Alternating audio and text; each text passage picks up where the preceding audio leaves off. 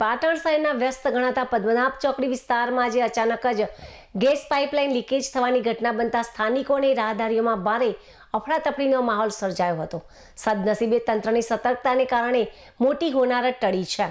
મળતી માહિતી મુજબ પદ્મનાભ ચોકડી પાસે જેસીબી મશીન દ્વારા ઝાડ પાડવાની કામગીરી ચાલી રહી હતી. આ કામગીરી દરમિયાન અચાનક જ જમીનમાં રહેલી ગેસની મુખ્ય પાઇપલાઇનમાં પંચર પડતા ગેસ ગળતર શરૂ થયું હતું. ગેસ લીકેજ થતાં જ તેનો અવાજ અને ગંધ પ્રસરી જવાથી આસપાસના લોકોમાં ફાડ પડી હતી અને લોકો સુરક્ષિત સ્થળે દોડી ગયા હતા.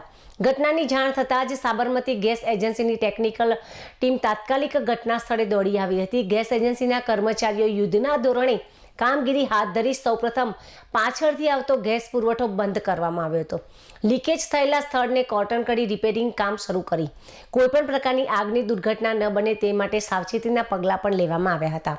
હાલમાં પરિસ્થિતિ સંપૂર્ણપણે નિયંત્રણમાં છે અને ગેસ લાઇનનું સમારકામ ચાલુ કરી દેવામાં આવ્યું છે. આ ઘટનાને પગલે થોડા સમય માટે ટ્રાફિક અને ગેસ પુરવઠાને અસર પહોંચી હતી.